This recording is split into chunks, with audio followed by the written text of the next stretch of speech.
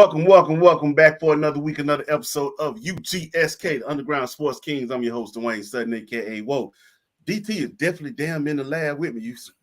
DT, what's good? What's happening, man? What's going on? Kale's brother was happening. Kale's slipped. Yeah. We gonna hold. He gonna be right back. But J.E. the Don John himself, what's good, bro? What is happening? Glad to be back in the land of the trio.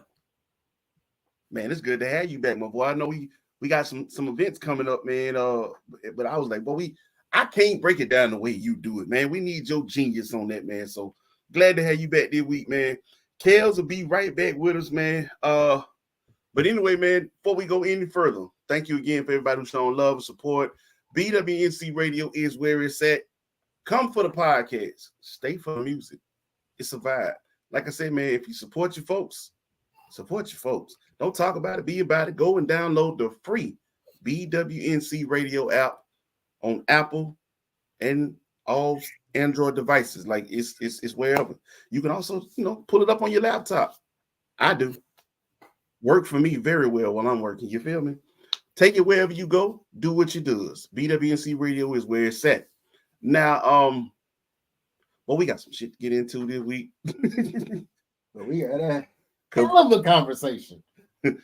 This college football talk, it set the world on fire. But even folk who ain't even really fans like that just been getting in it, man. But the real trio family is gonna be here, man, and we gonna do what we does, man. We gonna make sure we get into it before we get into any of that, DT.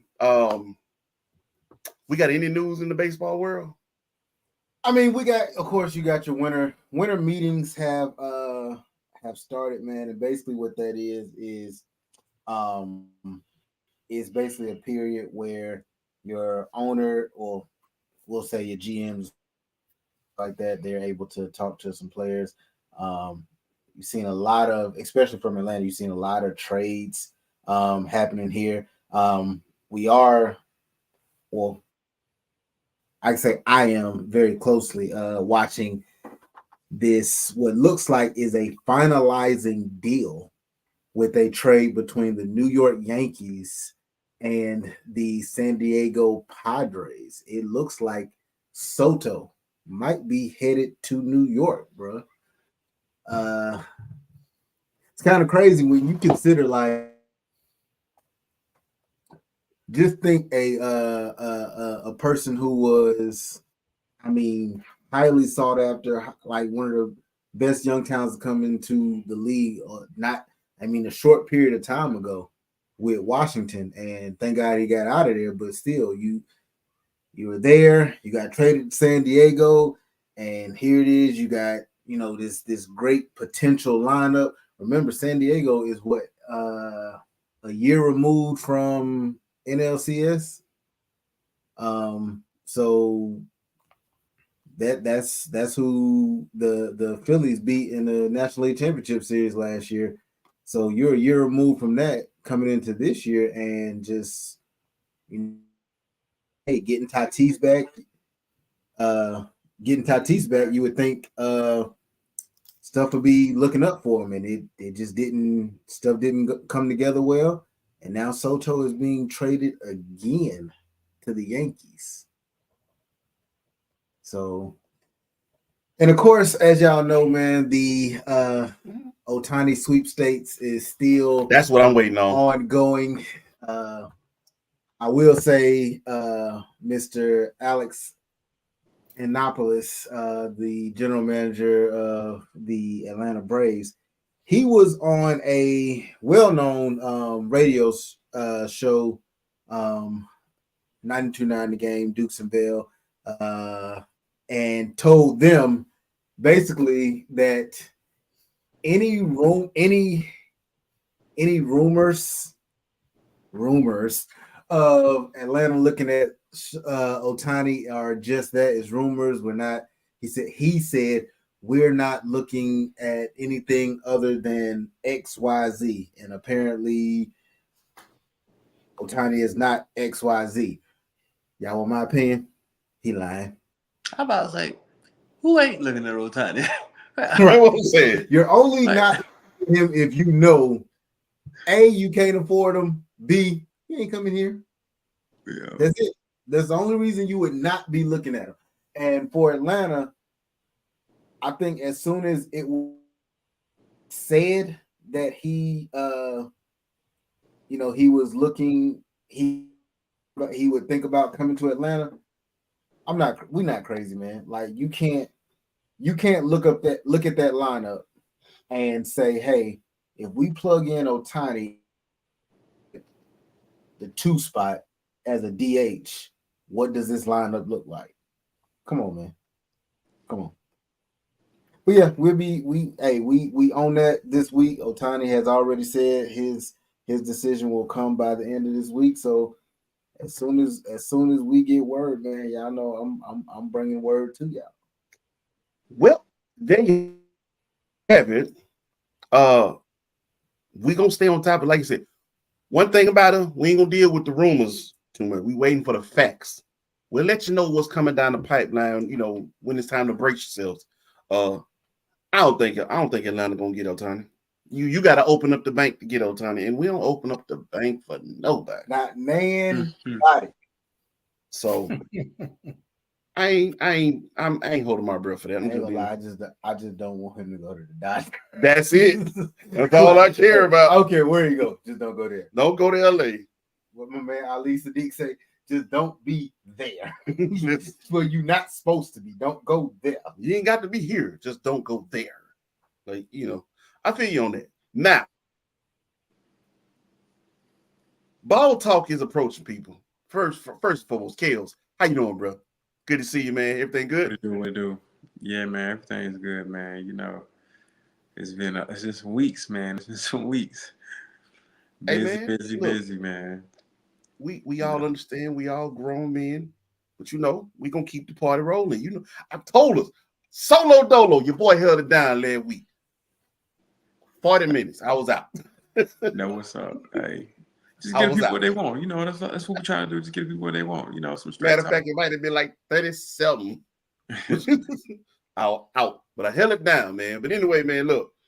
Ball talk getting in here, bro. I know we got some things to get into, man, because this mid-season NBA tourney is popping. Yeah. Like, I know people was confused at first. What is it? We still confused. I'm still confused. I'm still confused. But I ain't gonna lie to you. Only thing I'm not confused about is the energy. I love just seeing the energy now. And I like the energy as well. So without further ado, man, ball talk with Kales. Let's get it popping.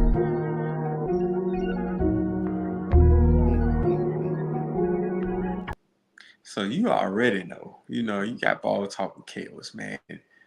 Of course I'm an LA fan, you know what I'm saying? So the only way to start this thing out right, you're going to start right here with LA tonight. You're going to start this thing all right.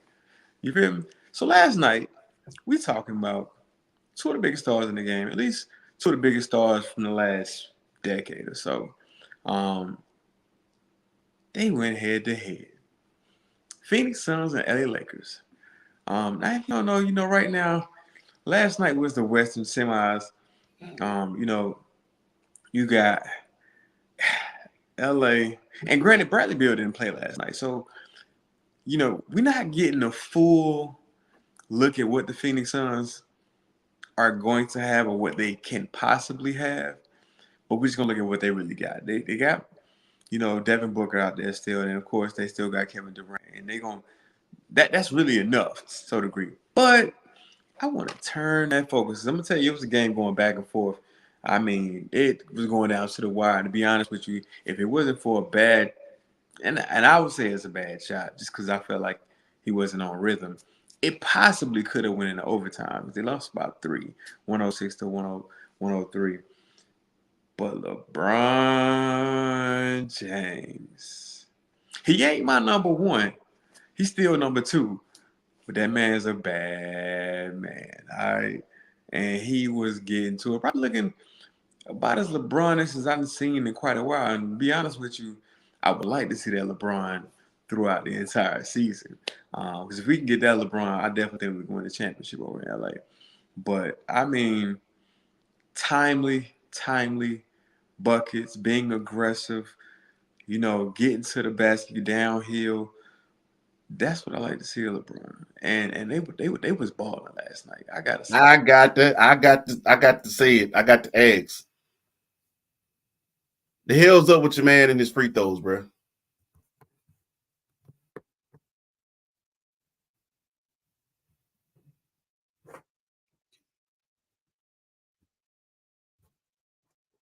Hey, Austin Reeves flexed up on him. Yo, when your team is on focus. Austin, I think he put in like 20 last night. Sure Brian, he had 31. Like I said, it was going back and forth. It was a good game. What's up with your man on his free throws, though, bro? Mighty, yeah. You know what's funny? I was saying to my head, like, look, he gonna miss one of these free throws because something about AD, I still don't believe he got all the talent in the world. He is not that guy, and I feel like he was gonna tense up. Hey man, he used to be better with them free throws, bro. What's going on, man? No, he's a good free throw shooter. It's when the pressure is on. When that pressure hit, what's backsides get tight? Hey, what I'm saying? He was tight last night. I'm like, bro, come on, man. You just got just knock down 2 straight. But that's all you gotta do. Knock down 2 straight.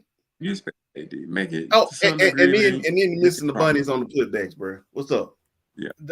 Don't say you got booty locked now, Dwayne. Oh man, yeah, man. Hey, but, he definitely Coach Anthony got to take that key out of his pocket. To unlock you. Hey man, I was sitting there so goddamn pin, boy. I was like, yo, that man gonna sit here and he gonna make two free throws in a row. 2 free throws in a row. He can do it. He can do it. What? A bullshit? A bullshit? A bullshit. A bullshit. He do it. Now, he couldn't do it. He couldn't. I think when he stepped to the line, he was like 1 for 7. Oh, he was shooting real bad last night. Yeah, his free throws was bad. Yeah, he was bad. I don't think I've ever seen him that bad though. Like I ain't seen that. He is known. He is known to like he could be shooting the ball real well. Matter of fact, he could damn near be perfect. And then those late, hey, we need these free throws. He's known to miss one of those. Bro, that would have sealed the game. We was what? Hit the first one, 3-point game. He would have. And then if he hit the last one, it's a wrap. What it was like 6-7 seconds left. Yep, something like that. It should have been over. That little Ole defense they had on KD to get that easy, quick. I ain't really like that either. You know what I'm saying? I'm like, yo, y'all just gonna get in the butt. Like, let's do it. I rather than just do it. Eat it up. But timeout with no ball in possession. Now, and I'm gonna tell you this. That play could go either way, right? Technically speaking, if we was playing street ball or we just on pickup, ain't no fouls there. Fouls, that's a loose ball. He ain't got the ball. It ain't no timeout. Ball. Now, we do play organized ball. They didn't call the foul. And don't get me, it wasn't a whole lot. There was a little slight bump. Be a little bit of acting there, you know what I'm saying, on Austin Reeves. But then definitely some acting. The ball gets loose, everybody reaching. How they get it that they didn't even try to review it. Not only that. Well, you can't review a timeout call. Well, what I'm saying is they didn't even bother to go to no, you can't challenge it, but they can review it. No, I don't think that's a reviewable play. However, nah, what you saying, Kills, is very true, and that was the thing I first noticed. I'm like, y'all do know, like, even though it was not a big bump, as a ex-referee myself, I can tell you this: when there's a play and a person who is not known to lose the ball, just all of a sudden lose the ball. Like you actually see a bump, not enough to call a foul, but then they lose the ball. That's the point where you have to call the foul, because there was no reaching for the ball up until that point when D Book actually got kind of, sounds weird to say that, behind Austin Reeves. Pause. Like I'm like, this don't sound good. You can see he went to go dribble, and then the double team comes, and like they're like, you can, hey, we're not talking about D Book standing straight up. He's kind of leaning over Austin Reeves. That's what caused the bump, and that's how he lost the ball.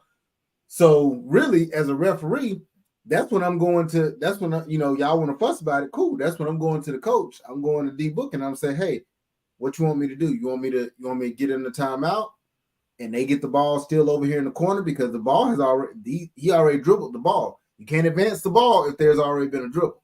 So you want me to give them the timeout and they take the ball out over here, or you want me to call the foul on you for the push? How you want to work it? Yeah. I mean, how mad are you really? You know what I'm saying? Because I called his foul. It's 2 shots. I ain't gonna lie, it was a bunch of missed calls. We don't offer missed calls, bro. Keep going, Kills, man. What else we got going, bro? Well, talk about the Bucks in the next game, but I mean, the Bucks straight demolished. They did. Giannis went off. I mean, and no, Julius Randle went off too, man. Julius Randle had 41 in the game, but it's great he had 41, but they got toe up. They was getting blown out at 20 plus at one point. It really wasn't a game.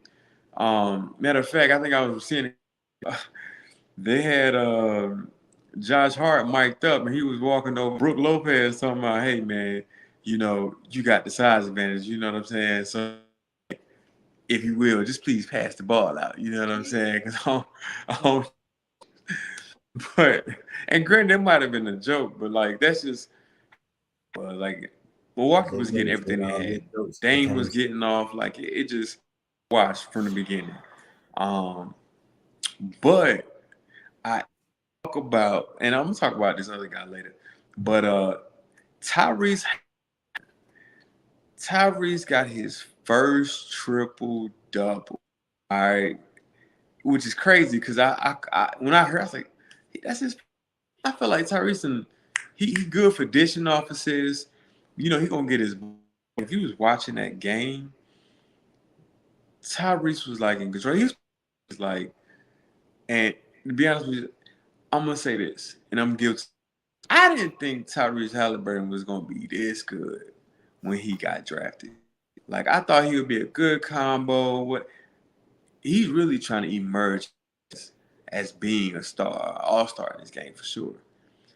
Superstar, it might take another year or two. There's a lot of guys like that's really good, but this team is actually moving and pacing. They got some good players. To be honest with you, they got Bruce Brown that came in, which is another additional defensive player. I come in and help and do a lot of dirty work, but I mean, they played against Boston, everything that they can handle. Granted, tough, man, when you ain't got your full squad, but it happened. We know those players they don't make it through full seasons. It was without Porzingis, but at the end of the day, like Jason Tatum did their thing. It was for the most part, it was a good game, but went off, man. He went off. But at the end of the day, bring it in. Calm down. Take a breath. Repeat after me. Fuck Boston. Fuck Boston. Fuck Boston. Fuck Boston. Fuck Boston. Fuck Boston. Fuck Boston. Fuck Boston. We're not gonna lose this fucking game. Get out there and kick their ass. I don't care if it's mid-season or not. It's still a tourney. They out. Bye. Yeah. It's an exhibition game. It's always they out. Always my we in. Boston be playing the China Sharks. Fuck Boston. I win it. That's it. The Pelicans, man, the Kings. You know what I mean? Zion was playing. You know what I mean? Even Brandon Ingram was doing his thing as well, man. Like, it's good to see them doing their thing and getting off. Like, I mean, I think really we want to see, because I mean, Zion played like consistently on back-to-backs, and he still misses Zion some was games. perfect leg game, wasn't he? Yeah. Was he like He was 11 for 11 or something like that? But I mean, and we know he's capable of doing that, man. Like, Zion is an efficient basketball player when he's playing. Like, do too much out of what he's capable of. And that team is scary. Now, granted, this is the one thing I am going to say, because I know they're kind of in this mid-end season. I don't know if it's flaws. I don't want to call it flaws. It's kind of odd. All right, so one thing, and I said I was going to talk about this guy. Y'all gotta watch for Ant-Man, man. Like, he here. You know, for all of he here. Ant-Man is It's here. because he Minnesota that he's not getting necessarily that on the up. And you know, I think sometimes when you got superstar, they've been carrying that superstar status for a long. It's almost kind of grandfathered in to the point where some of the new and up stars, it's kind of hard for you to kind of start sliding them really into that superstar stardom area. But right now, I want to say Minnesota's the number one in the West. And balling, averaging 26 a game. All right. And granted, I know they got a team. They got you know, Carl, man, Tam, you know, they got a good squad. And I'm glad they actually together. Now, we are only a quarter into the season, so I mean, there's still a lot of basketball to be played. We ain't even got to trade. I be honest, I don't even know what's gonna really happen, man. We've heard about that. Miami interested in him. There's a number of teams interested in Chicago Bulls. But the reality of the matter is it's still early. So on these standings real quick, we're gonna talk about some of the teams or what we thought they should have been and where they really at this point. And really just trying to see, are they gonna make them do they have enough to make the push? Because I'm gonna tell you this. The tournament being the way it is, and to be honest with you, I didn't see how I understand how it worked. But now I understand, like, they play their little soul game in the pool, and then the top three advance, and then they play the single tournament, and they build on to the championship, which as of tomorrow, the semifinals will play tomorrow. So you got the Bucks in Indiana, and then you got the Lakers and the Pelicans playing. While it's So that's why I wanted to ask you now. Yeah. I wanted to ask you about that. Because I know we got a Pelicans fan though. What up, Jay? A lot better things you can be in As- life, but okay. As a Lakers fan, are you nervous about playing these young, energetic Pelicans? Brandon Ingram, when he plays against the Lakers, because he got he something to tears prove. you up. Yeah. You nervous about this? I'm nervous from the sense of the one thing that the Lakers that's going to always be able to help them for the most part is length. They got length and they got quickness. They got, like, if you look at all they got, and mind you, isn't playing yet. But you got Cam Reddish, who these are all really 6'8". I like wing / forward players in winning time. I love it. Yeah, like, I mean, the Lakers drawback that I might have is, and it's because I have a big D'Angelo Russell fan. Is in that point guard position, man. Like, and we know LeBron anyway. PJ, if you watching, we got to get you back. You got to justify your stance on D-Lo, bro. Because Yeah, I mean, like he cool, but is D-Lo really he a got good his fit moments. for us? He got his moment. I'm gonna tell you this. A lot of people talk about how great Cam Reddish was as a high school basketball player, right? So far, from the talent perspective of what was seen of Cam, it hasn't quite fully relished in yet on a consistent level. He has his moments. He's up and down. That to D-Lo as well, because D-Lo, in a sense, he really up and down, but like his focus, his attention to detail, his effort isn't always there. You know what I mean? That's my only downfall. Like I take a point guard who may not give me a whole lot of buckets, 8 points a game, but gonna give me a whole lot of energy from a defensive standpoint and just be able to move the ball at the right time. I'll take that any day. Versus a point guard that's kind of up and down in his emotions and his effort and stuff like that. I know,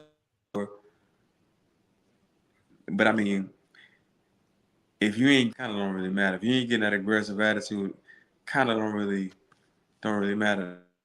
But I'm not worried about this Pels game. To be honest with you, I think, and here's the kicker right here, right?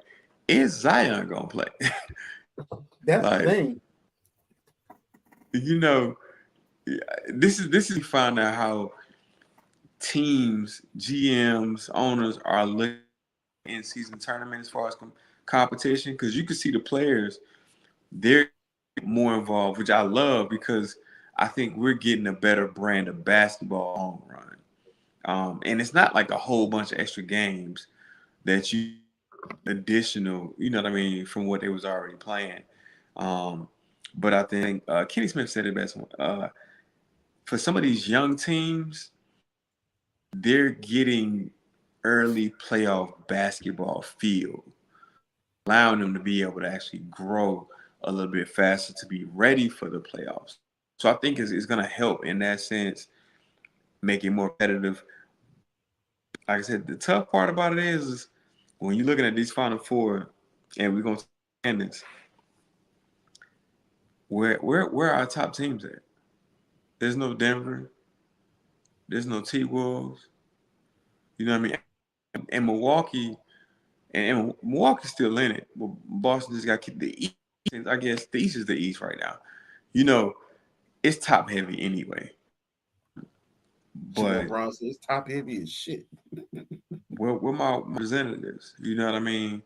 And that's the only thing is when you looked at some of these teams got more wins in their pool, but then around and losing a lot of games to other teams outside of it. Kind of like in the grand scheme of things, you can win the in-season tournament or something like that, because it's kind of like a college NCAA playoff without a whole bunch of teams, but it's giving you that like one night, but then at the end of the day, they still got to play for that end of the year. And some of those teams, I just love the energy. it's going for none, not to make the playoffs or to be sitting, see or fighting, you know what I mean? That's going to be the tough part. So let's take a look at these standings real quick. So right now, in the West, as I told you, the Timberwolves is number one. The Thunder, now. These are two teams, by the way. The last couple years about with Shea over at OKC, how they're young, but they still trying to figure out how to win and how to get over. As of at this moment, they look like they doing for that. They making that transition. Right there, you got the Nuggets, and then of course you got the Lakers, which we know those two teams. We expect them to be higher up anyway. Probably more so the Nuggets to be higher. We already knew what the Lakers' capabilities were as long as that they're healthy.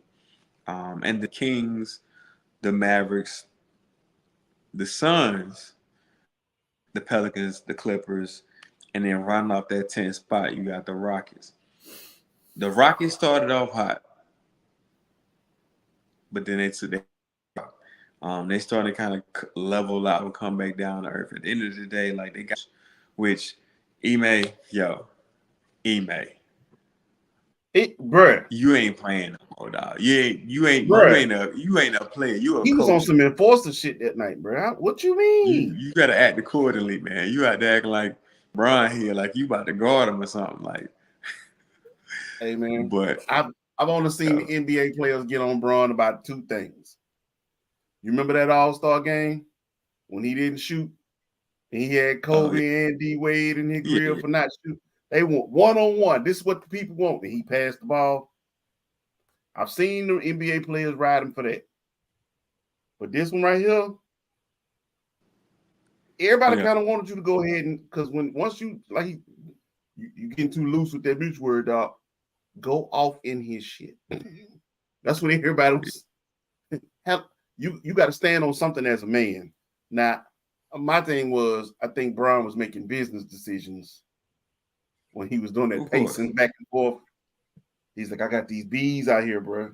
I ain't dealing with M's right now. I'm dealing with bees.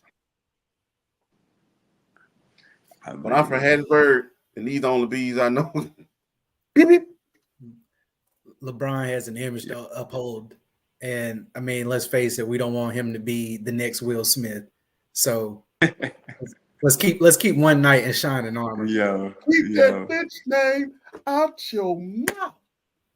I mean, let's face it, yes, he could lose his cool, but if he does, I mean, he probably go back to that's consequences behind it.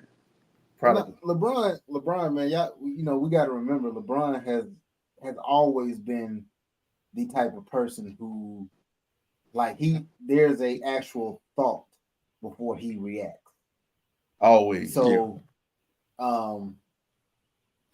LeBron is a person who responds to disrespect as opposed to reacts to disrespect. A lot of us are reactors as opposed to responders. I remember him saying in a after game interview, he quoted a Jay-Z line where he says, if you hit me, then you famous. If I hit you, then I'm brainless. And you kind of got to have that thought process. Like, all right, you go off. How many people, like, we know Udoka played, but come on, man. It ain't like you was like that guy at any time during your career. So It's like, you kind of got to look it up to be like, oh yeah, they did face each other at one point. Oh, I forgot about that. Because that's what it is. And it's like, all right, so if I go off on you, now I get kicked out the game, you get kicked out the game. But who's more important? You on the sideline doing whatever. I'm out here breaking your team right now. If I get kicked out the game, then what? I ain't gonna lie though. I think he still would have probably got a pass simply because black men in America have not quite forgiven that man for having knee alone and fumbling them. So he deserved to get somebody got to put him in the play. I'll say now, don't get me wrong. I most definitely would have been like, all right, hey out. I'm gonna see you out the game. Pull up at the pool like Melo. Exactly. Like I'm gonna see you out the game. Like you do. Okay.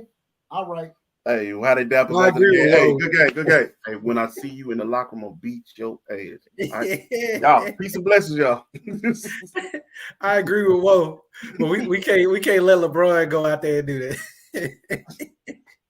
Right, we need somebody that got a little bit less. We need like a Pat Beverly, we need Draymond. Yo, they do need a Draymond for real. Yeah, there you go. Draymond Yeah, and Bron like this. Draymond. Choke him. My pit bull. Both hands. No mercy. I got you, fine. Draymond. Take his breath. I'm talking about when you hit him, man. Throughout this list, we talking about what is that at 9? The Warriors sitting at 11, which I ain't even mentioned. Jazz is at 12. Some teams were up last year, Of course, the Warriors currently having their issues, but they known to go on the last couple of years to go on a run and get in the playoffs, and make some big noise. But who are some of these teams that you see creeping back in here, and some of the teams that might fall out? The Warriors are 2 games under 500. I ain't worried about them. Truth be told, between the 4th spot and the 11th spot where they at, it's only 3 games to separate. Yeah. See what I'm saying? So I ain't tripping on that. Clay better get his shit together. Steph can't. This is not the time for Steph to be trying to carry a whole team. Not this early in the season. Not this early in the season, because we know Steph is a good twisted ankle away from having another 3 weeks out. But Clay usually when Steph, at least these last couple, he's been playing better when Steph is not, because he's got to step up. Then that sounds like he needs to be traded. Well, that's kind of been some thought process. People think that I move Steph to the 2 and bring CP in as my point guard.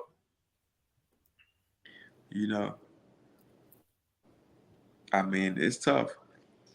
But we'll revisit this. Like I said, it's still early. The Suns, of course, obviously see them at 7, but we know that they had 3 players.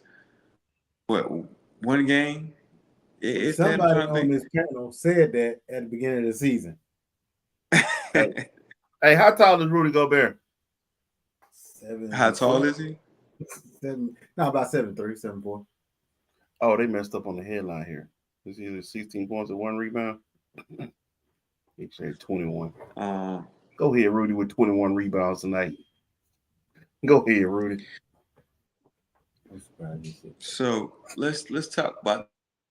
We're gonna slide over into the East. Granted, Philly was running at first in the beginning. They was.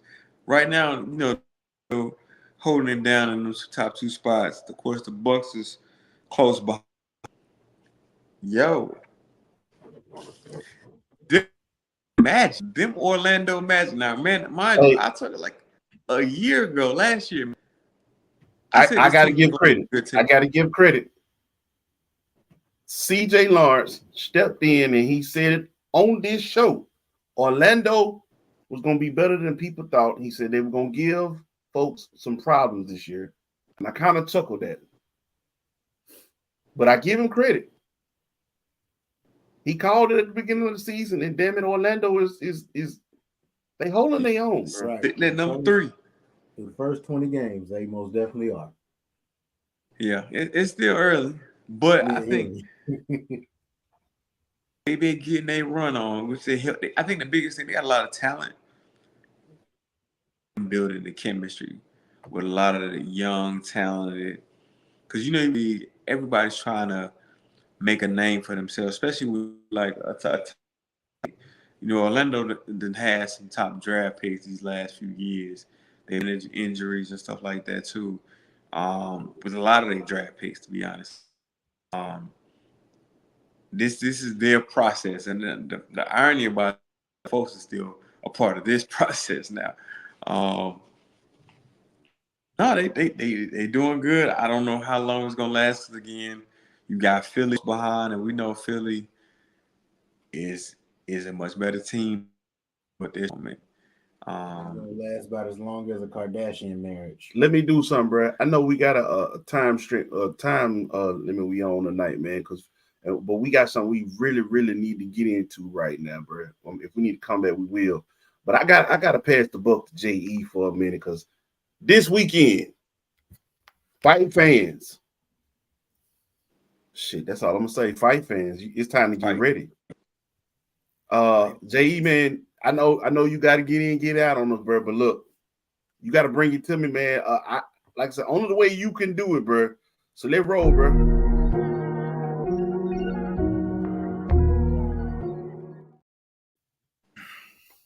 So everyone is very, very excited about Devin Haney versus Regis Prograis this weekend. Both have been talking loads of noise. I mean, one is called the other one skillless, the other one's called the other one soft. Everybody talking noise. Devin's been called out by Shakir Stevenson. Tank is involved, etc. But before we get into boxing, I want to touch on MMA just real quick. Last weekend was very exciting, but for the regular names that we normally hear and we put on a pedestal, it seems like literally the entire main card either was knocked out or submitted. And I'm talking about my man Clay Guida, who is actually just a phenomenon in itself. He's 41, still fighting 20 and 30-year-olds. He lost a decision. That could be expected. It was a tough fight, but he lost to Joaquim Silva. Then my man Kevin Gastelum got arm locked by Sean Brady. Shortly after, Rob Font lost to Davison Figueiredo, who actually moved up to bantamweight to fight Rob Font, who had been dominating for quite some time. I'm not sure if he's on his way out or if Davison has just found his new weight class.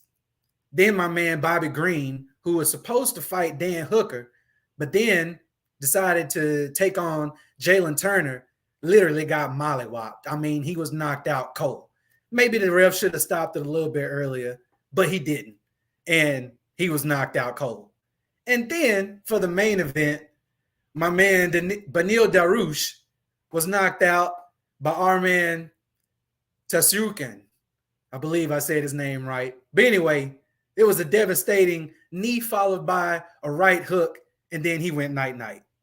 Now, this weekend, there's really two fights that I feel like the fans are really looking forward to. So you have Song Yadong, who is just a complete dog. He's going to come with it, versus Chris Gutierrez. Both of these guys will not quit. You literally have to knock them out. But the co-main event with Khalil Roundtree versus Anthony Smith, I believe will steal the show. You literally have Khalil Roundtree, who is pretty much the fighter Saget off a Street Fighter, versus Anthony Smith, who is a Mad Max. I can't lie. I'm very excited and can't wait to see that. Also want to shout out my man Carlos Vera. He's a local here in New Orleans. He trains in Virginia. He actually was supposed to fight Daniel Marcos. This was going to be his UFC debut. And I just want to shout him out because it's been a long time coming. My man's been working really hard. And the fight did get canceled because Marcos had issues getting a visa to come fight. But it's really awesome to see my man Carlos get a chance to fight. I know that's his dream. So shout out to Carlos Vera. Now, I want to go back to the boxing because, like I said, all of these guys have been talking noise. And in my opinion, all of the noise has been talked, but not a lot has been backed up. Everybody wants to be a Floyd Mayweather. They want to go and set these, standards, credentials. They want to have all these titles, this, that, and the other, move up another weight class, be a two-time division title holder, etc. But a lot of people are kind of leaving some stones unturned. That's all I'm saying. We got Shakir Stevenson calling out Devin Haney, who really, in my opinion, this last fight that he had with Edwin De Los Santos did not look that impressive. And in his own words, he wasn't feeling that good. Now, I don't know what that means, but for you to talk all the noise that you're talking, you're going to have to start beating some people impressively. Now, one thing I can say about Floyd Mayweather, him talking his noise, regardless of if he knocked the guy out, typically he dominated that person the entire fight. You may have a little bit of speculation, or people may want to say, okay, well, Madonna, when he fought him, he didn't dominate. But let's just face it, everybody else that he fought, he dominated. So we now have Devin Haney, who has talked all the noise, called Regis Prograis, said he didn't have any skills. And then Regis say, you know, he was soft, etc. So Devin has gone and vacated his lightweight titles, the WBA, IBF, WBO, and the WBC, which he took the WBA, the IBF, and the WBO from Teofimo Lopez. Now, the reason that he has vacated these titles is because apparently he and Gervonta Tank Davis could not come to an agreement and make a fight happen. Why this happened, I do not know. But I do feel like that was two of the best, and that would have been a great, exciting fight. However, now we got Devin Haney coming off of his fight with Lomachenko, who some people say he lost, some people say he won, but a lot of people want a rematch. So I feel like there's another fight that should have happened that you're now not really wanting to engage with because you know that there's a chance you might could get beat. But anyway, we got Regis Prograis, who's talking noise about Devin being soft, and he gonna show him who a real dog and a real man is. But he's coming off of a subpar fight with Daniel Zarilla. He himself said that he didn't have his best fight, etc. So I don't know if Devin maybe showed up kind of underweight, had a Errol Spence type of fight against Lomachenko, but now he has moved up another weight class and is now going to fight Regis Prograis in the super lightweight title defense for the WBC title. My opinion, which I feel like the fight could go both ways. Devin Haney is a more skillful fighter, in my opinion. I feel as if he's going to keep the distance.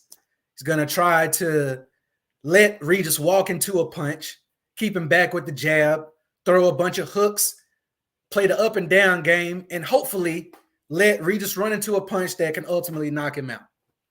Now, Regis, I feel like will start off like he does most of his fights, jabbing, being technical, and then he'll throw it all out the window, and it will turn into a meet me at the schoolyard at 4 o'clock with your crew and my crew, and we're going to do it. So I feel as if Regis is able to walk Devin down and make him fight his fight and get Devin tired later on, maybe after the 6th, 7th round, he has a chance to go ahead and knock him out. I don't believe that will happen before. I believe that Devin's a little too slick, a little too skillful to run into a punch or, you know, get caught early on in the fight. But I do feel that it could happen later on. If Devin is not able to get Regis out of there in the first 6 to 7 rounds, there's a chance Regis could knock him out. And there's my synopsis. But I would like to know what you guys think. I was just going to ask you. I mean, you know, where we live at, FanDuel has not been approved for us to be some betting men out here. However, know where you at. Let it ride, can't they? Well, if you had to put your money on somebody, man, who we're not saying that this is who y'all should put your money on, but if you, Jay, was going to put your money on somebody, who you rolling with? Well, I'm going to have to go with the home team, Regis. And the reason I'm going to go with Regis is that I feel like he's going to bring the fight to Devin. And I don't feel like he's going to stand back and play this technical game like a Lomachenko. And we saw once Loma started pressing Devin, he began to get into a little bit of trouble. I feel as if the end of that fight kind of showed that Devin wasn't in the shape maybe he thought he was, or he wasn't able to take on the pressure that was put on by Lomachenko. So I feel as if, like I say, Regis can bob and weave, duck and dodge, and kind of play the walk down game in a sense he's got a good chance to knock Devin out or beat him on points, by catching him. But it's just hard for me to go against the home team. That's all I'm saying. I'm a Regis fan. I do like Devin Haney, but in a sense, Devin, like I say, the talk, he and his dad, like, man, y'all haven't backed it up. Like I feel like I need to see, See, here's my thing. I love aggressive fighters. All right. And when I feel like people say they don't have their best fight, you never gonna have your best fight if you waiting on the fight to come to you. Okay. I don't care if it's a rope-a-dope style. At some point in time, you have to take control of this fight and bring the fight to your opponent. You have to. Agree. Is Devin Haney going to do that? I don't think so. It's a good question. I don't think so. I personally don't think so. I think if you were built like that, you don't have your best fight. The last thing you would say is, I wasn't feeling my best. I don't care nothing about that. Well, I think you balance, no doubt about it. I think great fighters, they know how to fight off their front foot, and at the same token, they know how to move around with the back. I like aggressive fighters as well. Like it's a fight for a reason. Show me you can get in there and, granted, you want to dodge some hits. You want to, limit on take. But you can't. It's hard to win. And, even your counter game got it. You know what I'm saying? You're going to step forward at some point. You're going to get in there. So I think we just might get it as well. But, hey. This is what we want to see. It's something to see. Granted, I want to see Gervonta Tate Davis, man. Like, but that's the only reason Tank ain't got greed. Tank wants all the money. But in all fairness, I think this is also, where, because right now, like the middleweight, they kind of been running the boxing game for, man, time now. Like, and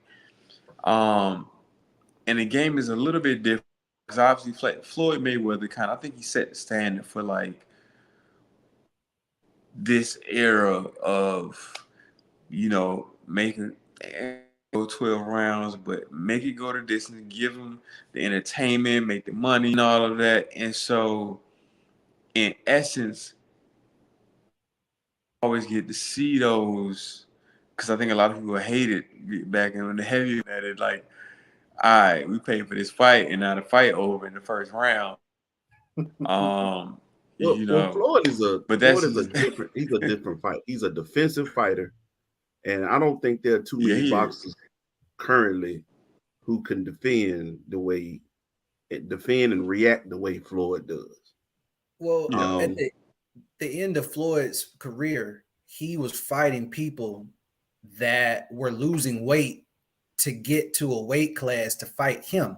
He wasn't losing any weight at all, which is not ever what fighters do. Every fighter loses weight to get to a lower weight class so that they can, fight a smaller man or a man that has less strength, etc. Floyd beat literally everybody in his weight class, everybody that was a little bit above his weight class, and everybody a little bit above that weight class. So when it comes to, besides him fighting Pacquiao, when it comes to him knocking folks out, etc., like, I really hate to say it, but Floyd didn't have enough power to knock out a Canelo, to knock out a Madonna. He got them fragile hands. He had fragile hands, but he was not like, there's a certain, if me and you fight right now, I can hit you with an overhand right, and you might look at me and kind of, you might be dazed a little bit, but it may not knock you out, versus if you hit me, I'm going to sleep. Period. It's just a weight difference. That's the reason why they have weight classes. So they say, like they say my wife is a little heavy-handed. She love on her brother. She does. But when she get the pat on their back, she always, I got these tiny hands. I said, baby, it ain't about the hands. It's what's coming behind that. You know what I'm saying? Like you forget you still got some strength back there. You know who your daddy is. Bye. Yeah. And just to mention, I will say I did not like how Haney was responding once he got hit by Lomachenko. If you go back and look at that fight towards the end, when he was getting hit, it was like his heart was losing a little soul, a little strength. When each hit, you know, like he was looking for the exit. Dad, where are you? I was just gonna say that Tyson said it, and that's been that like for real. That sticks in my mind now. Everybody got a plan. They get punched in the face one time. Yep. And now what you gonna do? You want that again? Hey, he just hit me in the face. Which one of you hit me in the face? It's all good to one solid hit lands. It's like, oh my God, wait, hold on. You weren't supposed to hit back. What you thought was going on? What did you think was gonna happen? I'll tell you this. My thing is, it's funny because with boxers, it's like, you want to, man, you don't have no skill, or man, you don't have no power. Cool. Man, you soft. All right, hold on, Doc. I whoop your ass right now. Okay? Yeah, you call him soft. You play it right. You don't play, I ain't play with that soft word, bro. Hey, what you meant? What Eddie Murphy said, like, say it one more time, Claude. One more time. Say soft. I'm gonna knock all your fronts out. Just let it look like you're gonna say soft. Say it. I'm gonna knock all this out. I'm telling you. Which again goes back to LeBron. Yep. Not only did he call you a bitch, he called you soft. Bruh. He did call him soft boy too. On top of that boy word. Hey, I ain't even calling him you know, soft. Those are all fighting words. Me. Yeah. Thank you, Jay. Then, I'm like, then the like you gonna come over here and do something was definitely a fighting word, fighting sentence, basically. Soft get your ass whooped. I mean, but like you could tell from on the smoke. It was like he had a personal bad day. He did. I was just like he wasn't going nowhere. He wasn't flinching. He wanted Braun to do something. I think he just wanted to scrap right there. I think he had he got tired of being attacked by the black community. Y'all out here just flirting with me in front of me like this. Y'all just out here dropping D. You seen what's the Cameron dropping his screenshot? I tried to shoot my shot at Neil. Everybody is public about it now. He just in his feelings. You know what? His fault. Braun used to be. Yeah, I said it. You like all these rappers anyways. Anyway, man. Yeah, I think we all kind of riding on the side that I don't think Haney is gonna have the chin or the stamina to ride this one out. I'm gonna ride with that prediction. Yeah. Anyway, appreciate that, my man. How much more you got in, man? You got a tap or? Well, I mean, we can touch on not Jermel, but Jamal, who actually came back and avenged his brother's weak performance. He did fight Jose Benavidez Jr. But I will say that my man looked pretty big, like he maybe had been sitting on the couch a little bit. But the technical ability was still there. The lion was still there. So at the end of the day, the natural aggressor will win the fight. Yeah. All the time I hear decisively. All the time I hear a defense really outside of Floyd Mayweather, but defense really winning a fight is usually not even in the sport of boxing. That's a martial arts tactic. You react to your opponent. It's not how you're willing to attack an idiot because you can lose focus. It's reacting and finding those openings. But in boxing, you're going to have to, at some point in time, decide you're going to have to beat this man's ass. It has to. It has to just, it ain't going to have to be the whole fight, but you're going to wait for your window of opportunity. When it's still, step into it. Yeah. I mean, that's pretty much how Tank fights. He waits for his opponent to overcommit, and then he tags him with, an uppercut, a hook, and then, I mean, think about it. When he fought, who was it? Rolly. I mean, my man threw like what 6 punches one round. I mean, basically, he let Rolly punch himself out. He overcommitted on a overhand and got caught with an uppercut, you know, and went to sleep. Seriously. So I mean, you can, but typically, you know, if you get hit with that quitter, like Rolly, then that's a wrap. Well, brother, It would have been a very good fight to see, though. I would have liked to see Haney versus Tank. You know, especially I think we all would have. That's one thing I want to ask before you go, man. These fights that just aren't happening, man. Can you speak on what it's really doing to the sport of boxing? Like, well, it's not just boxing. It's MMA too. You have, and this is just a fighter testament. When I started fighting, even as an amateur, because I played football, I had, you know, a football physique. When I would come to the weigh-ins, I mean, we would be matched up 2 months prior. And when I would come to the weigh-ins and fighters would see me, I would remove my clothing. Now, all of a sudden, they, you know, oh, my kidney, my back, my neck, or my elbow. And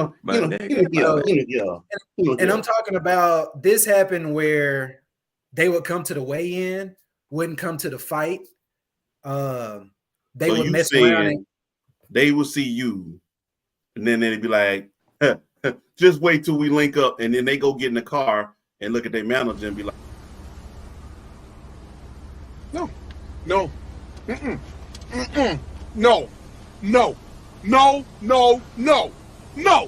Hell no. No. I refuse. No. Exactly. And this is basically what I would like to say. And this is why I was so high up on Errol Spence, because he wasn't afraid. Okay. He took the challenge. He lost. He took it. But my man went out on his shield. Okay. And it takes a lot for you to know, okay, this fighter that I'm about to fight has got, you know, he's got it. I mean, he's one of the top contenders. Like, you know that when you go into certain fights, you know, certain fighters, okay, he's weak at this or weak at that, and this is all I got to do to win. You know, certain fighters are going to be an easy fight. You know, some fighters maybe, okay, we're just going to stand up because he's strong on the ground. Or maybe, you know, I'll just keep my distance, etc. But when you know there's another dog on the other side, trust me, deep down inside, Devin Haney feels there's something that Regis Prograis has that doesn't have that he can expose. All right. I don't feel like he's one of those dogs that's like, I'll take on anybody. You know, Floyd Mayweather was somebody, I don't even call him a dog, but he had confidence that, okay, I don't care how big the guy is, he can't beat me, period. And he took on a lot of challenges. You know, people say, oh, he hand selected, but he hand selecting people that are much bigger than he is, you know? So anyway, long story short, a lot of fighters want to protect that O. A lot of fighters don't want to get beat up on TV, period. They don't want to get beat up in front of their friends. Then it sounds like you in the wrong sport. And guess what, though? There's a lot of people in the wrong sport, because I tell you this right now, there's many fighters that just have not run into the right fight yet. I promise you. Okay. And this could be one. And this is the deal too, is that if you really notice, think about some of the fighters that have had a really tough fight. What has happened after? They've kind of disappeared. They've taken long hiatuses, you know? I mean, let's look at Deontay Wilder. He was out and about. He just ain't fighting. Right. Because what for though? He could fight other people.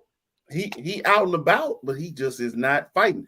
To this day, he ain't fighting. That's because, and I feel you with that, Jay, because it really is. Even if you look at Dante's last fight, and I remember we said this while we was watching it. Dante started that fight like, "Ooh, I learned something new." That is literally how he started the fight. Like, he started it like, "Oh, well, I'm not just a puncher no more. I can box." And it's like, no. No, you can't. You can't. You can't box. You can't. And I think when you get guys who Anytime if in a they professional win, fight, if you swing like this, you're not a fighter. even if they win, I think that's when you get guys who it's almost like they disappear because they know, like, bro, I might have escaped that one. I gotta fix something, and it's gonna take a while because they know if they get into the ring, like you had this fight, you got 30 other fighters watching you. And you got somebody looking at you like, oh, that's okay. Yo, set that up because we can beat him. That's honestly my thing about Tank, because I'm like, Tank took the Ryan Garcia fight, which I thought was like, I ain't gonna lie, I was like, bro, that's you might want to wait for that one because I see Ryan Garcia his last fight. What he just fought? He knocked the guy out. Weekend, didn't he? Yeah. He looked like a whole different fighter though. And that, like I said, that's why I thought when Tank took it, I was like, "Ooh, that's okay." I'm glad you took it because I think that's a fight a lot of people wanted to see, and we want to see that kind of stuff now as opposed to when both of y'all on y'all last leg or when one of y'all on the way out or whatever. Yeah, we want to see that. Floyd and Pacquiao, right? Yeah, I think with Tank, yeah, I do think there's a little bit of greed, but I think Tank has that greed because, I am the name right now. So, okay, yeah, you want to fight me? I am gonna need most of the money.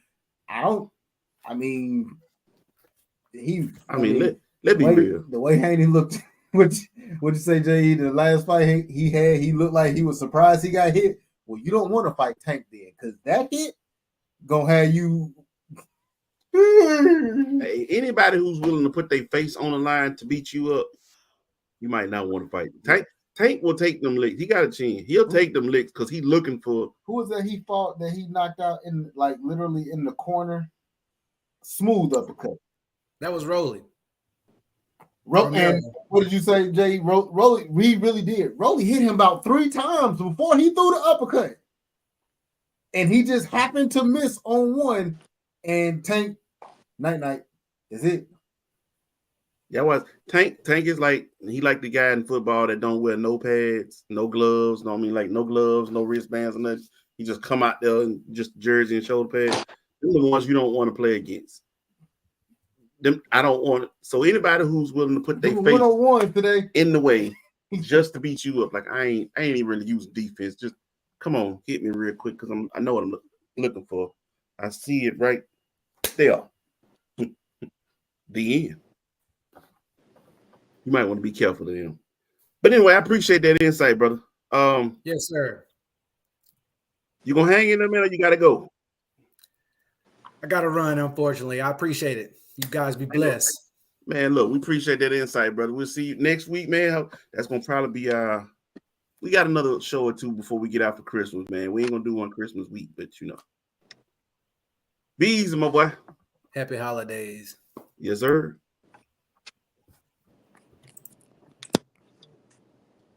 All right, man. We back, still rolling. Kales. The combo. We wrapped up that East. Yeah, man, we can wrap it up real quick. It ain't much. Like I said, it's real top heavy over there. It's top heavy. His value partner around this bad boy. And don't get me wrong. Like I said, it's early, but I think when you teams, I'm gonna just give you like the last. I gave y'all 4 all the way down to Philadelphia. You talking about Miami at 7. The Knicks is at 5. The Pacers is at 6. And then 8 is the Cavaliers, 9, the Brooklyn Nets. And don't get me wrong, this is probably gonna change up because those last spots. Like I said, everybody is, because it's so early in the season, it can look like a game or 2 games back, 3 games back. But the trajectory of the teams and how they're playing, some teams is going to get further and further away. while other teams, they get closer. But I think so. I'll say this. Let's look at the bottom part, right? Because I think at this point we know the Celtics and the Bucks is going to be at the top. We predicted that they was going to be at the top. They were the two best teams basically in the East. And of course, Philadelphia is going to be up there too at 4 teams. The Magic, we can see they're still young. So we don't know if they're going to be, but there was a lot of change up there in the East. There was some in the East. So like when you're talking about Brooklyn Nets, yeah, they got a lot of guys is emerging himself as a star on that team. You got to look at too. Also, Brooklyn is at number 9. Cam's coming back, which technically speaking, you know, I think that might be the 6th man of the year if he, because the way that he was playing before he went out, and be honest, how he could be the 6th man of the year, he probably should be starting. At the end of the day, he's a microwave. He gonna come in, he gonna light it up, actually on the points aspect of it. But that's gonna probably give him an opportunity at that 6-man position. But the Brooklyn Nets are pretty deep, so I look at it's gonna probably go on a run. I look at the Cavs as a team that's gonna go on a run, and even the Heat. The Hawks line. I think of John Collins, while that was somewhat of a help, what's his name? DT Jared Jackson, Triple J, Jalen Johnson, Jalen Johnson, And JJ. he hurt right now though. Him because he was playing good. Oh yeah. The injury to him is, and I'll be honest, like I ain't a fan of DeAndre Hunter. I don't think he's one bit out to anything what the Hawks was expecting him to be. He's had his moments, but they haven't been very consistent. They haven't been consistent at all. Like not even close. Down like a 6'4". this shit right here. And so they're Hey, I got a missing question, man. that piece. I have a question. Yeah. When do you think the Bulls gonna get off of Zach LaVine, bro? Because it's bad over there. You know what? It's tough. Have you seen the picture of right? Jaylen Brown dunking on him and he just standing there like y'all just sitting here letting him do the shit? Yeah. Why y'all just sitting here letting her do this shit? But the thing is, Jaylen Brown is like actually dunking on him, so it's kind of like his. It looked like he's dunking and he's standing. It looked like I don't know if he's standing to the side, like if it's happening behind him, or like further behind. Brett don't even have he don't even have a facial expression. He literally just standing up like this, looking at his teammates like y'all see this shit. The man nuts is flying right behind my head. Like, I mean, it's bad in Chicago, but they got to get that man out of there.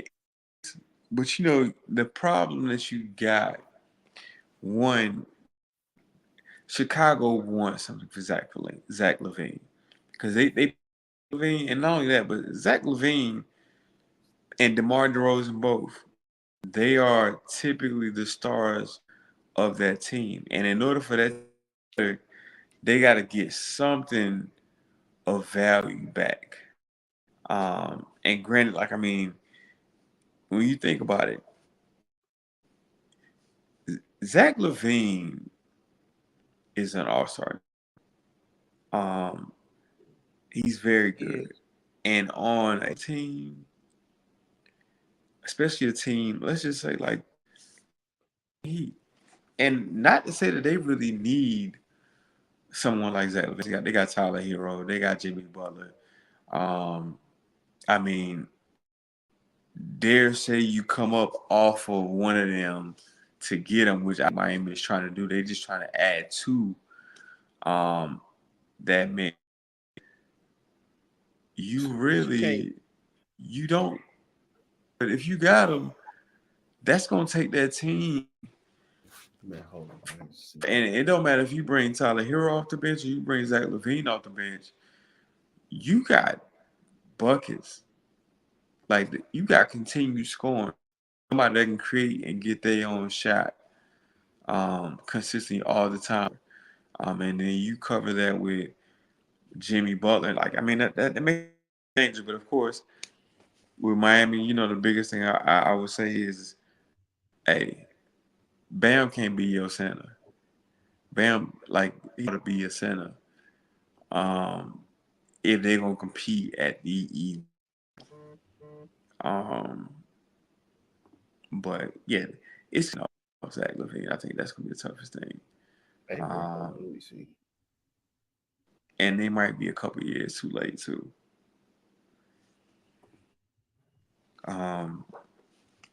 But that's the East, man. That's how it's kind of shaking out. The Wizards, man. You know what? I'm gonna address both. Matter of fact, the Spurs and the Wizards, and I know I am guilty. I came on here at the beginning of the NBA, and I was like, "Yo," I was drinking Wemby Kool-Aid, and Wemby, he's doing his. I ain't gonna say he can do, but he's doing pretty good for his rookie season coming from France. But the team together, while they got a young guys that can play, that chemistry is not quite coming together. And they on a team, I want to say 16 game losing streak now. They lost tonight too. So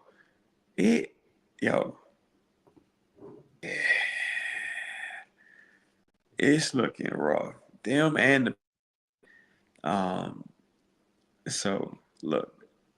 Hey, bro, I just want you to see it real quick. Let's just say that. So you can see what we saw. So, like, you see this. But if you need to zoom in. Yeah, that's Photoshop, man. It's got to be Photoshop. No! It's got to be Photoshop. There's no way he's just standing there. You hope that it's Photoshop. That's the bad part. That's like, you really do hope that it's Photoshop, because if it's not, it's like, so you were just standing there like that in the like, game, bro. You just that fed up.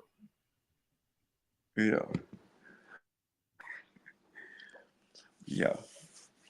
I hope this Photoshop. It was the Bulls was a team we thought, but it wasn't long behind that. They haven't put nothing together. The ball's been out ever since he got to Chicago.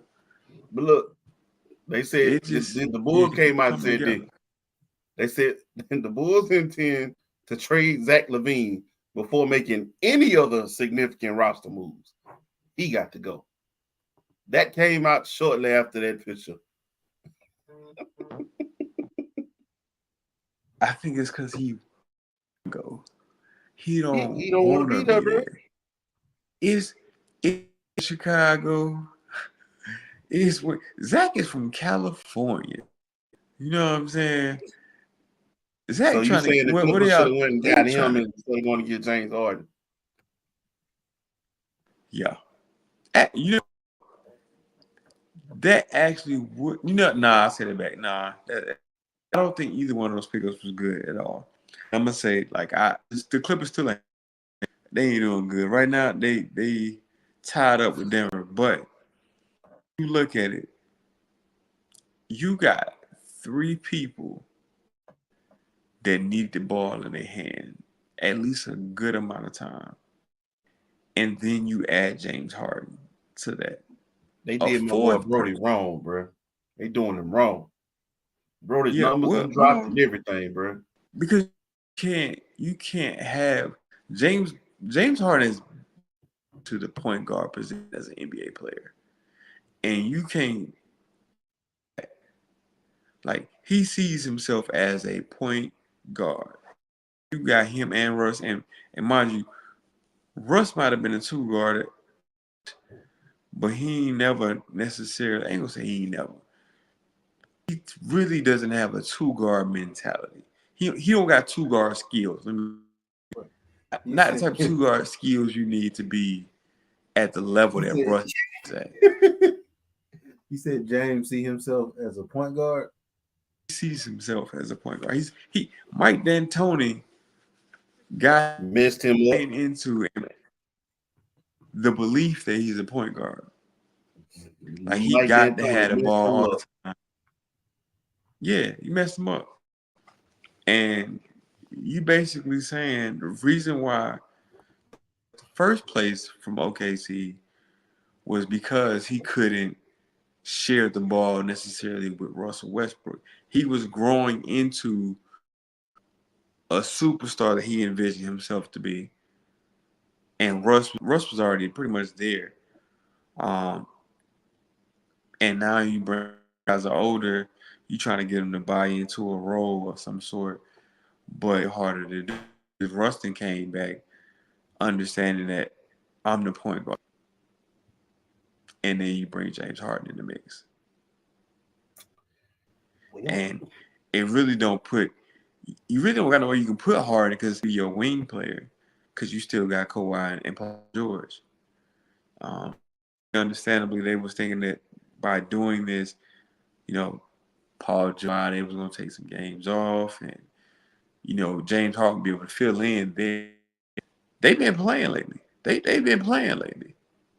To say the least. I mean, lately, it just took them, what, 7-8 games before they can get a win? They just hadn't been able to get the wins, yeah. Because you trying to put chemistry together. On the players, fly. I understand they all from the same area, but they ain't play together. They ain't go to the same high school.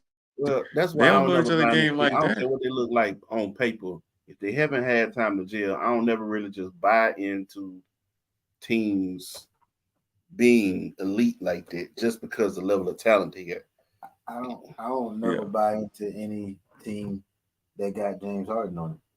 That too.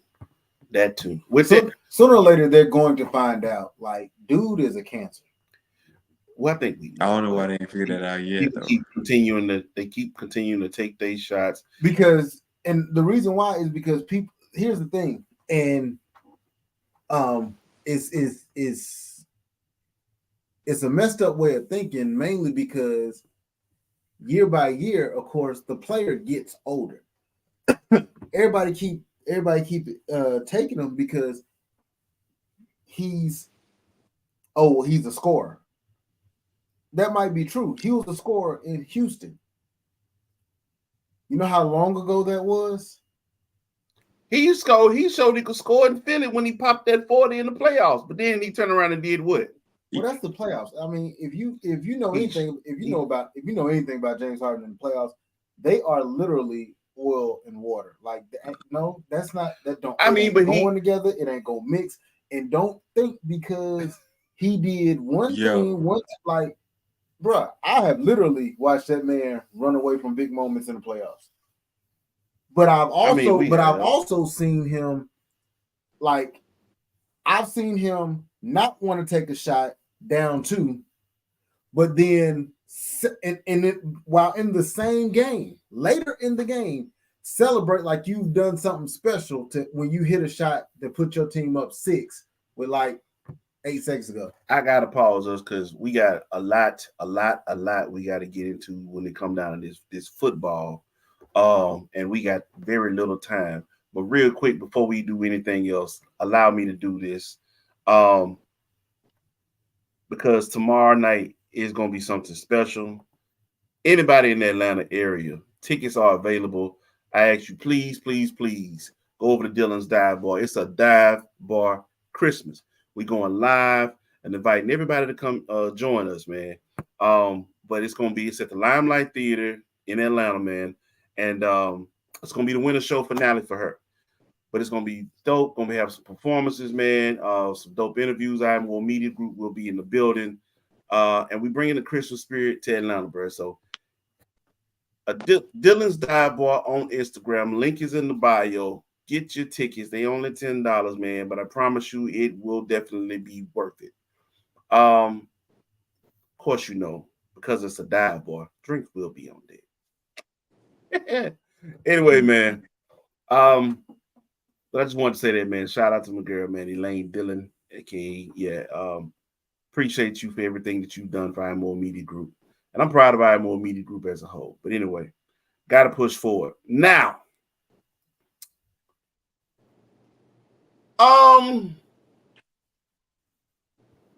fuck it. Let's do it, bro. This one is gonna be a little bit backwards, but you know, it is what everybody's talking about.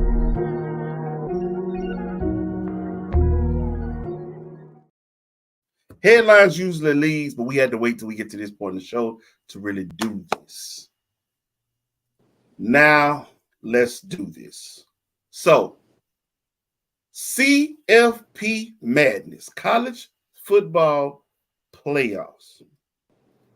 So let me see if I can backtrack just a second, man, because it was some absolute stupidity, okay?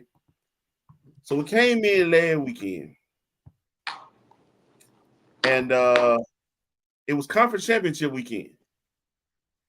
So I say it went down like this. Number 1, Georgia, facing off against number 8, Alabama. Number 2, Michigan, facing off against number 16, Iowa. Number 3, Washington, facing off against number 5, Oregon. All right, going down like that.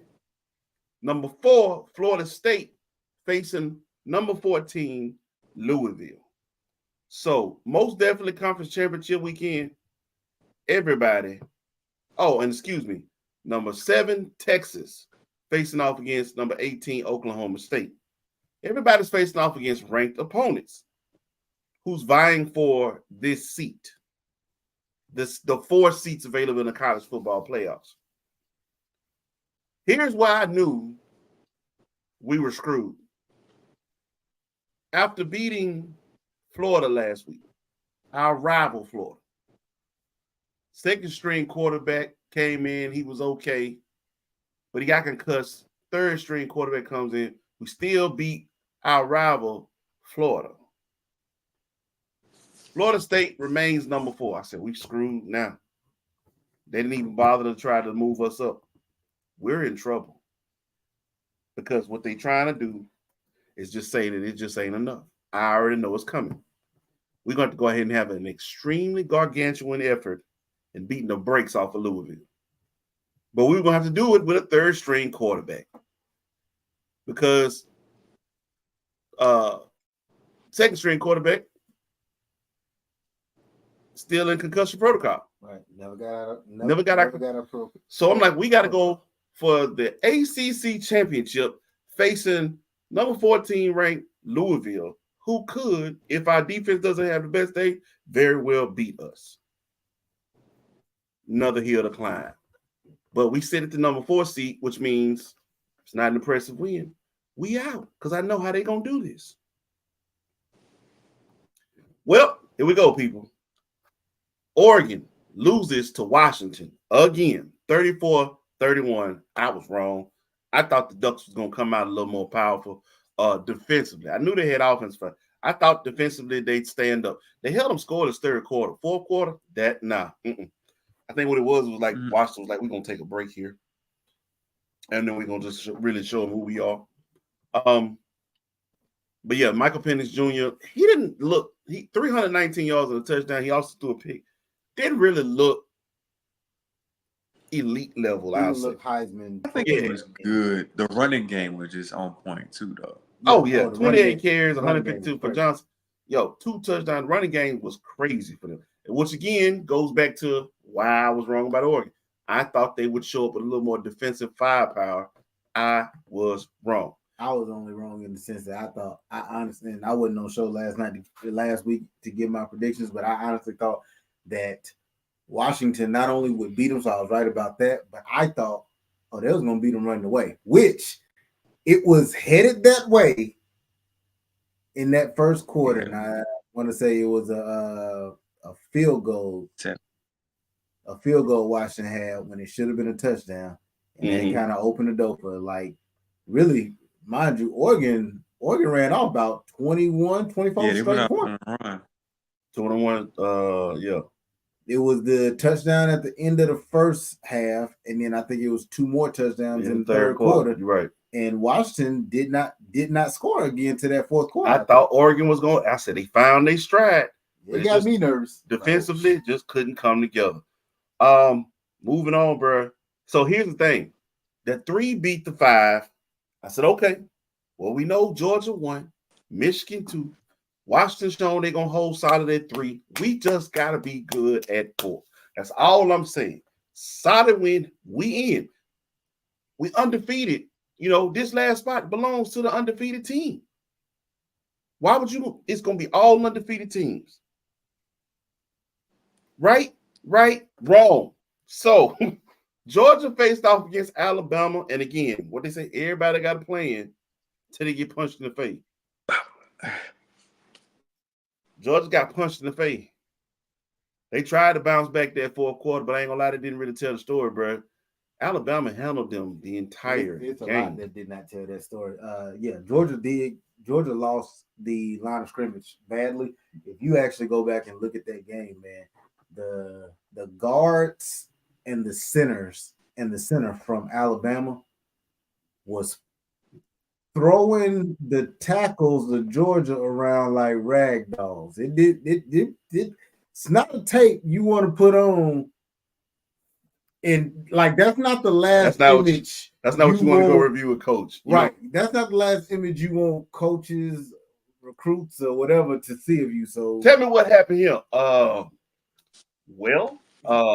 mean, I know most of them were double teams, but like Georgia wasn't even holding the point of attack. They were literally getting pushed around. And that to me, what it did though, because I was never really impressed with Georgia as the number 1.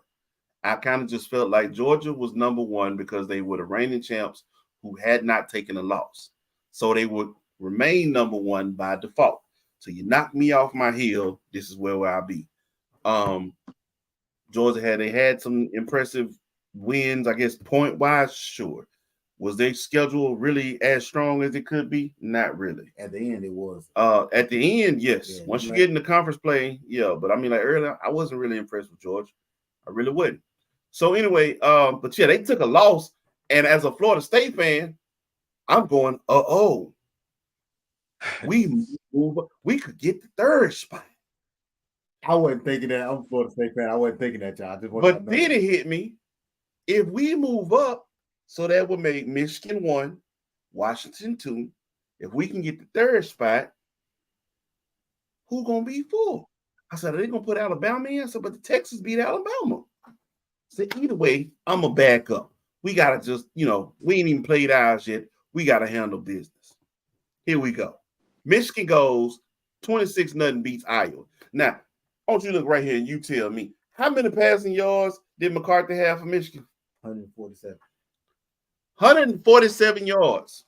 Honestly, y'all, like if we're gonna keep it above, the Big Ten championship and the ACC championship kind of played at the same time.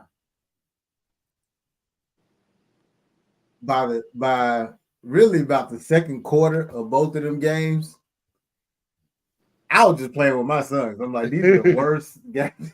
Well, these are the worst damn games. That's him. See me, you know me, Kills. Look, I like for instance in the NFL, one of my favorite conferences is the AFC North. Why? I love smash mouth football. I believe if you're running the ball, play good defense, you'll win the game. So I'm looking at what was happening, and I'm like, I love the defense. See, what people didn't pay attention to, Louisville averages over 430 yards a game offensively. We held Louisville to under 200 yards for the game. 188 yards from a team that puts over 430 yards on everybody they play.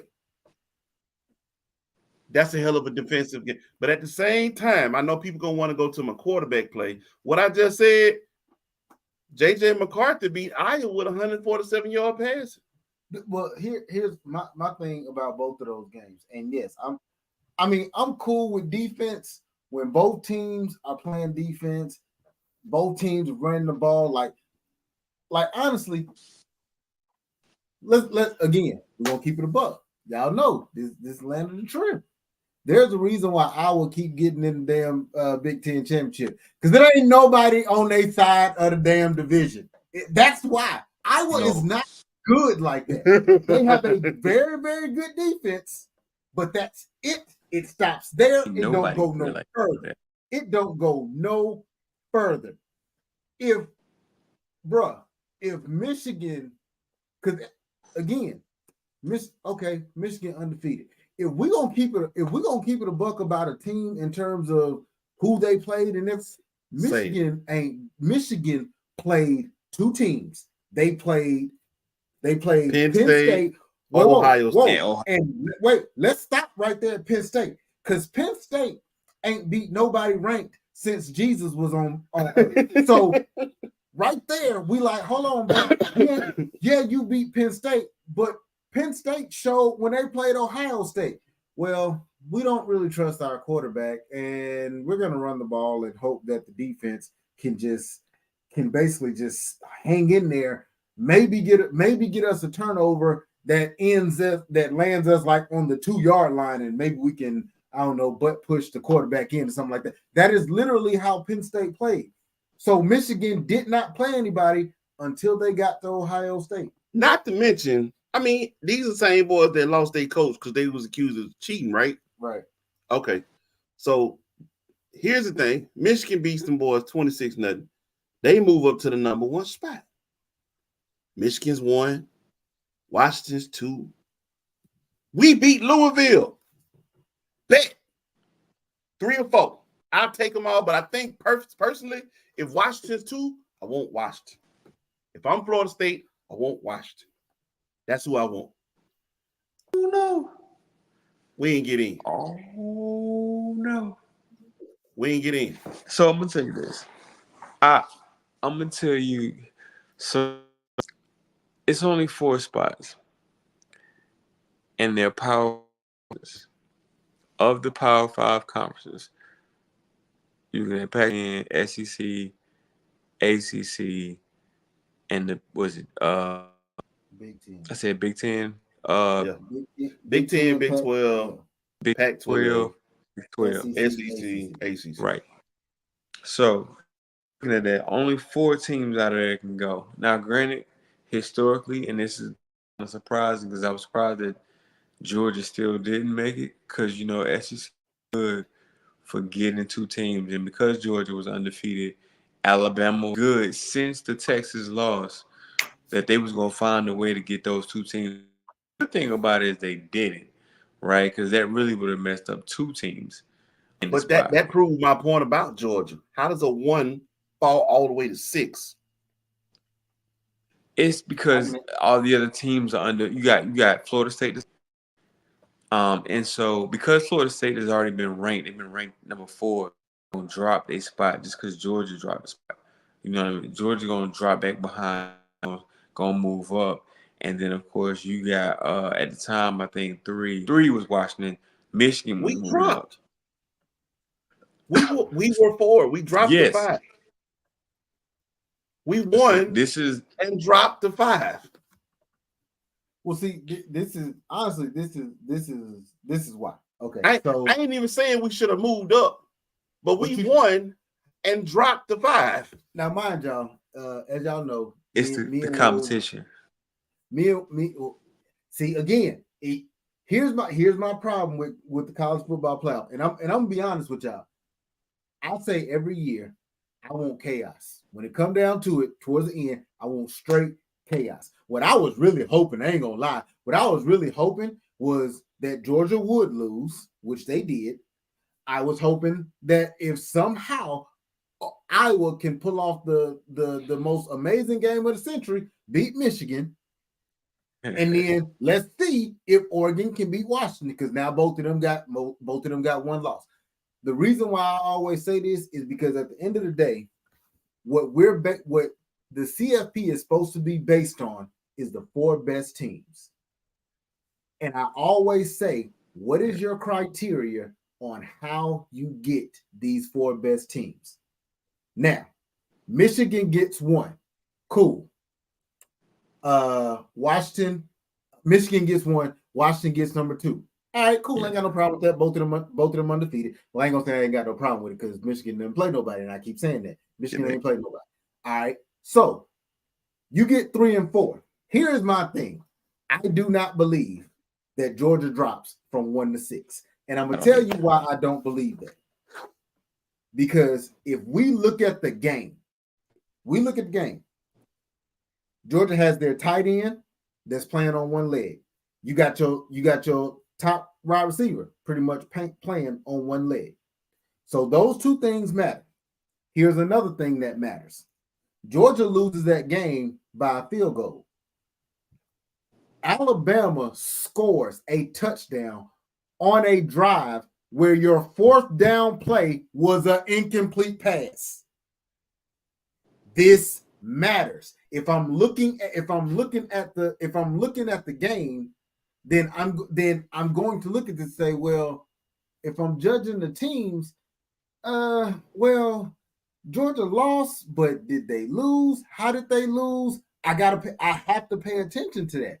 And it's very hard for you to look at that and say, look at these teams and say, nah, Georgia ain't one of the 4 best teams in college football. No, that's bogus. I could see, based on that scenario, I could see Georgia falling to 4, right? Florida State moving to 3. That is honestly what I expected. And I expected that because I said, okay, well, Georgia loses the SEC championship, understandable, but they lost it on a neutral site. Alabama lost at home. To a higher ranked Texas team. Oklahoma beat Texas. Although that was a neutral site in a rivalry game, they still beat them. So if I'm gonna look at those 3, I'm probably gonna take Georgia. My only issue with Florida State, and again, y'all, I keep saying this is why I always say, hey, y'all want sports, man, y'all want real sports talk, come here, come to the land of the trail. Why? Because we can put our fandom aside. Me and Walt actually disagree with this. I said we were out of the playoffs the moment I saw Travis' leg do this, or his ankle. As soon as I saw that, I was like, oh, that's it. We done. And it wasn't, I didn't even think whether we would lose another game. It was just simply, Stephen A. Smith said this, and y'all know I don't really like him, but I'm going to agree with him. If there's anybody at fault for that, we look no further than last year's championship game. TCU got the brakes beat off them. Who wants to? It's going to be hard to look at a conference championship, or not a conference championship, but a college football playoff game, with the possibility of Washington simply running over Florida State because their defense can't take it. You can't stay on the field this long. You just can't. We see that now going on in the NFL. The Jets have a wonderful defense, but they got the crappiest front office as well as quarterbacks, but it's just bad. And their defense be on the field so much that you lose a game to the Atlanta Falcons where they had 100 and something total yards. How? Because your defense can't stay on the field the whole damn time. That's why. And I said then, I was like, man, I love Florida State, man, but dog, we can't do it. You can't put them in this playoff knowing that they probably not gonna be able to take it. They probably they just won't. If you leave them at 4, they play Michigan. Nobody want to see that. You put them at 3 and they play Washington. It's a chance that Washington might run over them. But I will say what I think I would have loved to have seen if you put Georgia at 4. I would love to see Georgia and Michigan go. We want. I think we want. I mean, because Michigan feels like You know, everybody said, well, they ain't really played much of nobody anyway. Well, here's Georgia. Yeah. I think a lot of Georgia, are you legitimate returning champs? Well, here's Michigan, the current number one. So I would have loved to have seen it and still seen Florida State watch the first round, and then from there, boom. I think a lot of people want to see Michigan and Georgia. I think a lot of people want to see Michigan and Georgia just simply because I don't think nobody like Michigan right now and don't like Harbaugh. So it's like I think that's part of the reason why a lot of people are so happy about Alabama and Michigan, because it's like for the first time, a lot of the country might be like, yes, Alabama, please just smack the shit out. Beat the dog out of them. Like, y'all some cheaters. And that's how everybody feels. But I mean, like that, I honestly, my whole thing was, I said, okay, I looked and I was thinking you got 3 teams, 1 spot. It ended up being 3 teams in 2 spots. And I said, you can't put Georgia in as the SEC champion and not put in Texas. Well, what's the chances of college football not having a SEC champion? My people know this. I don't care what nobody else tell y'all. I don't care what y'all read. I don't care what your mama say, your dad say, your uncle say. I don't care what Stephen A. Smith said. I don't care what nobody on ESPN say. I'm telling y'all this now. That ESPN and college football playoffs go hand in hand, just like insurance companies and the medical and the medical industry. They work together. They work together. There was no way that college football playoffs was going to leave an SEC team out of this. And they pretty much, it's almost like you had to pick the SEC champion. Let me say this real quick, and because I know we got to push on, bro. We got to get to the NFL. We're on limited time. For those people who keep saying, well, you can't win if you don't have Jordan Travis, I say, first of all, you ain't watched Florida State football, because I have a 6'7" receiver. It's Mr. Wilson, I'm gonna call him, just Mr. Wilson flat out. 6'7" go-getter who runs. He run a 4.4 just because he that tall. His legs is that long. Might run a 4.3 if I'm mistaken, but he still. I have dynamic receivers out here, but one of them is 6'7". I have a 2-headed monster in the backfield between Toafili and Benson. I don't need my second string quarterback to come in and be Pat Mahomes. I just need you to be Brock Purdy. Hey, what is that? Your second, your third? No, Brock is Brock might be the MVP this year. You better chill out. But he still is a game manager, bro. They don't ask Brock to do much. Put the ball in the playmaker's hands. That's all I need you to do, my boy. That sounds good. And you know what my response to that is? What? Desmond Ridder. He's incompetent. But anyway, this is what I say. Take a look. Greg McElroy himself said no team could ever overcome subpar quarterback play and win a national championship. That is Greg McElroy, who played and beat Texas for the national championship. And he was 6'11", for that is 58 yards. Well, he don't think he was subpar. Well, I know everybody go down here to this running back and they say, well, you had 2 backs over here with over 100 yards. Greg McElroy himself as the quarterback, 7 carries, a -27. Like, he didn't even help in he didn't help in no facet of the game. You had 50+ yards. Yeah, he wasn't a good quarterback. And -27 yards on the ground. But it ain't like he gonna say, well, I was subpar and we won the But he's not gonna say that. But here's the thing, though. You don't get to speak up and say what you said when you're the prime example of, yes, it can happen. Defensively, like I said, my squad is a monster. Offensively, weapons galore. I just need a game manager. And we deserved a chance. And if you give me a month, because again, you forced a man who ain't played all year to have to play because his the first string quarterback leg is like this. So yes, he came in and finished that game, but that was Northern Alabama. Yeah. So it's no real test.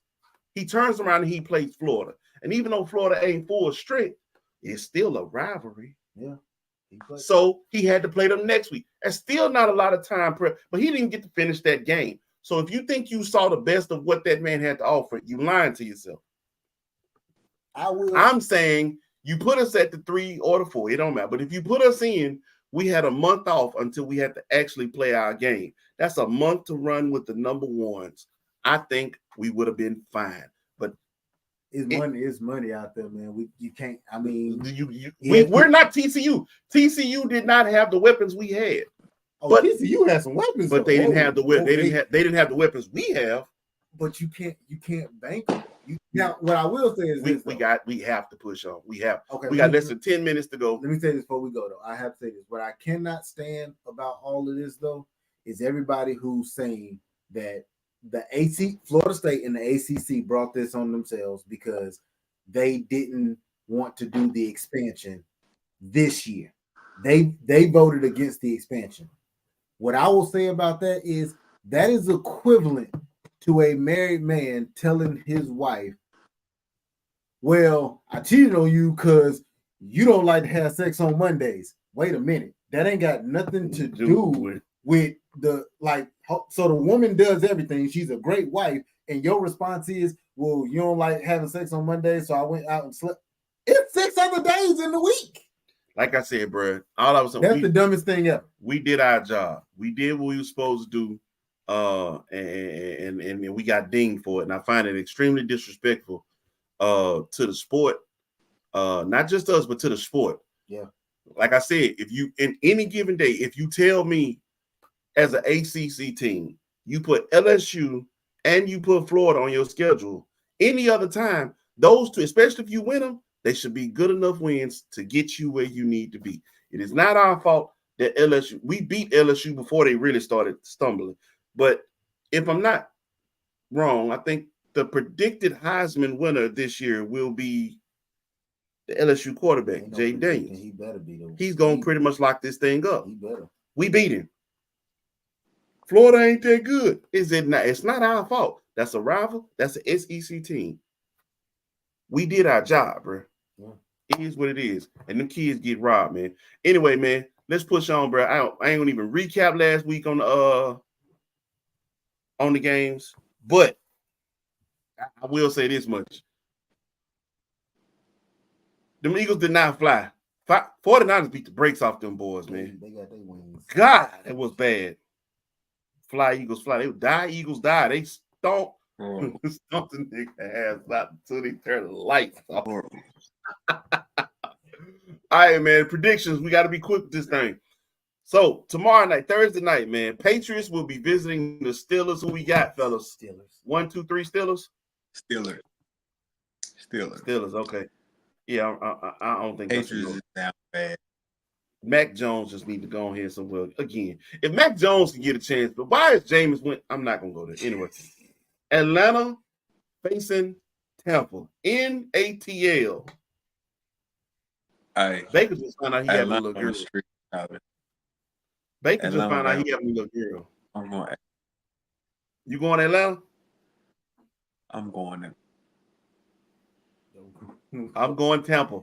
Baker just found out he having a little girl. I don't care. Baker still sucks. Hey, but don't nothing motivate a man like finding out he not only got a baby on the way, but you done found out you a girl dad.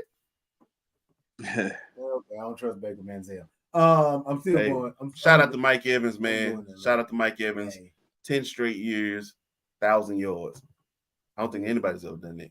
Yeah, especially considering the fact that he didn't play with what, about 4 different quarterbacks. Man, that's great. But one of them was Tom Brady. Anyway, Bears and Lions in Chicago. Lions. You say Lions? What you say, Kels? Lions. 1, 2, 3 Lions. Cool. Bengals at Colts. Colts at Bengals. I'm gonna go with the Bengals. That's 1. What you say, Kels? I'm going with the Colts. Okay, I'm going with my Colts as well. It's gonna be an interesting game. These Bengals are, I ain't gonna lie, even though Jake Browning, shout out former Washington quarterback, is now playing. Yeah, I'm still going with the Colts, bro. I'm rolling with my Colts. Jags at Browns, but they don't have Trevor Lawrence. Well, what's the name? That man got the Browns. But I swear the Yeah. NFL has I'm the battle of the backup QBs. No, I'm going. Yeah. I'm going Cleveland. I'm going Cleveland. Cleveland just got a better defense. I'm What'd gonna you go say, Kels? Cleveland. They got Yeah, Cleveland better defense. I'm gonna roll with the Browns as well, Yeah. man. Saints, Panthers, 1, 2, 3, Nola. Yeah. Damn. I guess. Could have been anybody but the Panthers, but I ain't gonna lie I to would you. have probably voted against the no. Because it's the Panthers, it's That's like the only you reason, gotta like, go yep, with the we have Saints to go too. with the Saints. Like, I'm like the Panthers literally fired their entire most of their coaching staff. Like, Yeah. like it's messed up. You can't fire it on. Like, It's rough. and by the way, Panthers again, right I have to remind folks, Frank Reich is the only coach to get fired back-to-back seasons from 2 different teams. How you do that? Yeah. You didn't make it through the first season. What you doing? oh, he wasn't gonna make it. He wasn't gonna make it anyways. All right. Anyway, we got it real quick, man. Jets, Texans. Texans. I'm rolling with the Texans on this one. Yeah. Oh, wait. Stroud wait, playing, right? Wait. Stroud They playing. are He got hurt last. They're in New Jersey and they bringing back Zach. I don't care. It don't matter. Zach got confidence issues, And he don't have Tank Deal. Zach don't know if he want to play this or just stay at the house, man. Zach in damn right, depression. We rolling with Texans on that. All right. Ravens, Rams. Baltimore on 3. Yeah. Right. Baltimore on 3. Raiders. Vikings. Be out. What'd you say, Kels? Vikings, yeah. I'm gonna go with the Raiders on this one. And yeah, look, Vikings Raiders in Vegas. We don't know who their Seahawks. quarterback is, right? Oh, you talking about the Raiders? Yeah. Well, we know Dobbs is starting this Sunday. We went ahead and announced that.